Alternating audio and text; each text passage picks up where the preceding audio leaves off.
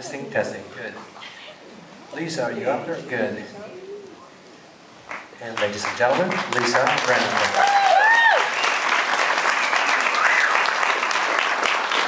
Thank you so much. If our editors, Brad Fuller and Brian Johnson, could come join me. They're here tonight.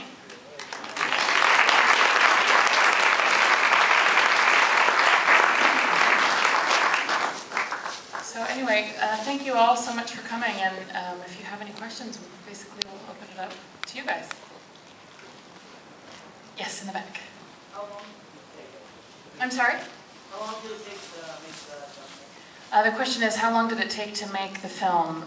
The film was started, the idea was conceived in 2007, and I started the project in 2008, and we completed it about a week ago.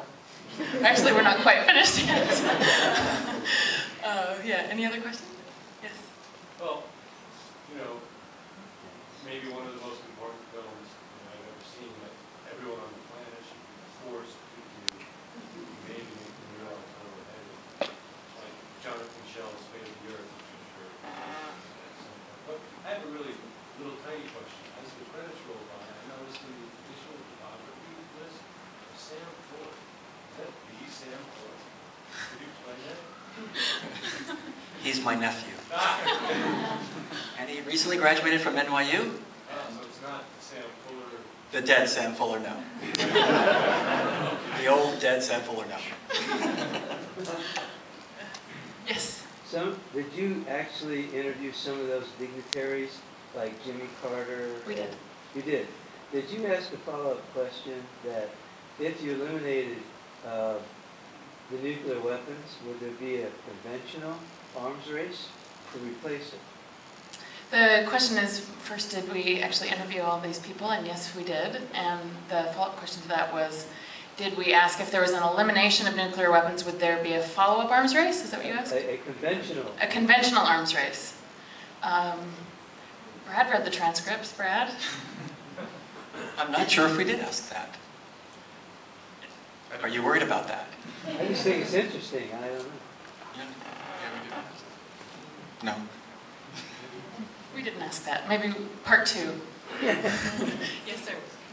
Maybe you could talk about the process of getting all of these high-profile interviews.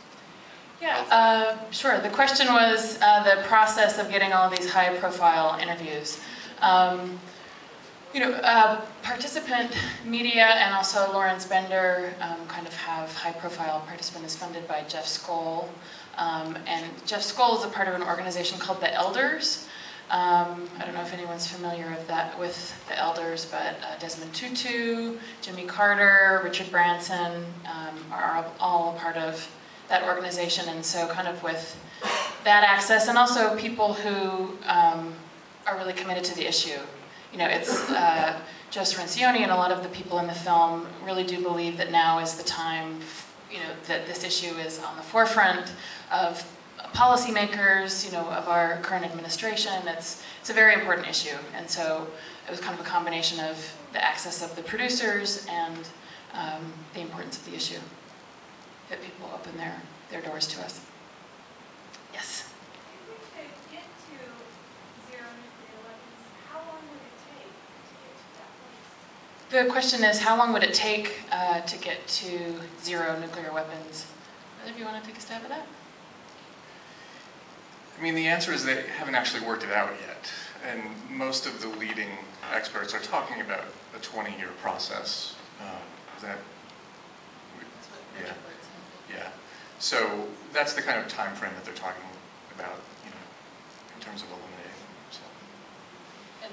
And so it's not something that can happen immediately, but it's also something that a lot of the people that we spoke with said that, it is about political will. It is about kind of motivating our leaders to move in that direction, and that it actually is quite possible. Yeah, and getting started now, because it may take a while, and our current administration has stated, that the United States policy is the elimination of nuclear weapons. So that's a first, and capitalizing on that kind of timing. Yes.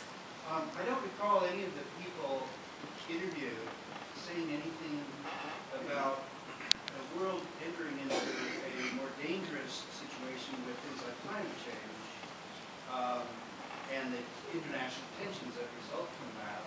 I wondered if they did, or if you felt it wasn't really most apropos, or... Are you wondering more about like nuclear energy? Is that what you're asking? No, I mean, like another documentary on climate refugees who's talking about how the world's going to get be increasingly dangerous because of conflicts between nations responding to the dire situations of climate change, and Pakistan being pretty much the center of that question. And I just wondered if anybody raised that issue. If you're talking about disarmament of weapons in anticipation of moving into a far more dangerous phase in world politics. Right, I guess, tell me if I'm rephrasing your question appropriately, but in an environment, in our current state with countries being unstable, really for whatever reason, be it climate change or unrest or political unrest, etc., what role does nuclear weapons play? Is that? Did your interviewees ever express that concern in that context? I think we stayed fairly focused on nuclear weapons. I mean, I think this, even, what we've covered in the film, there's so much more to include that for us it was important to kind of stay narrow. I'm sure some of those things could have come up, but they just didn't make it into the film. In the back? If I understood the film correctly, the same facilities that are used to enrich nuclear or uranium for bombs are used to make fuel for nuclear reactors. And if so, what is your opinion of what Obama said yesterday in his State of the Union speech, where he said that he wanted to include nuclear power plants as part of, quote, clean energy? Right, the question is basically the closeness of nuclear power plants and plants making low-enriched uranium, correct, or high-enriched uranium. I'll let you answer that. Yeah, I mean, I think the simple answer is that you can have nuclear power without highly enriched uranium or plutonium. Is that? Yeah. Also low enriched.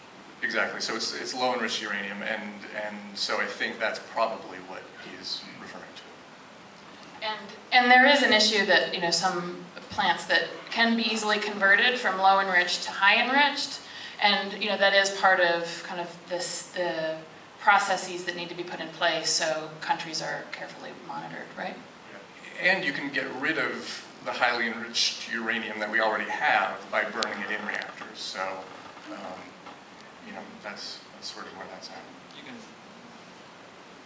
can. 20% of the nuclear energy that we generate in this country comes from Russian HEU that's been downblended to low-enriched uranium to burn in our nuclear power plants. So that is one thing that is being done. And another plan is to localize it through a multinational organization to control all the uranium, and it would go out under oversight and come back, and no one would be able to cheat. That would be one plan to try to control everything. Yes, in the back. Yeah, I love the film. It's great. I noticed you didn't mention anything about the new technology called thorium reactor. I was just wondering on that. That's a material that's very similar to uranium. It's right next to it. It's much more flammable, but it has some advantage. Once it can't be made into a bomb, and once they have to kickstart it, once they get it going, it will produce power. And then it has a very short half-life. It's very safe. It has maybe a 100-year half-life. And that's something that the technology's been around for a while, but they haven't really pushed development. I'm wondering if that would be something maybe like a further study or another movie. Yeah, it sounds like a great idea. Maybe that should be your movie. Yeah. The other question is, in the Cold War and even now, Russia, when we've signed arms control agreements, we've honored them. Russia never has. It's never happened. And so we have an agreement with them. Will we use our force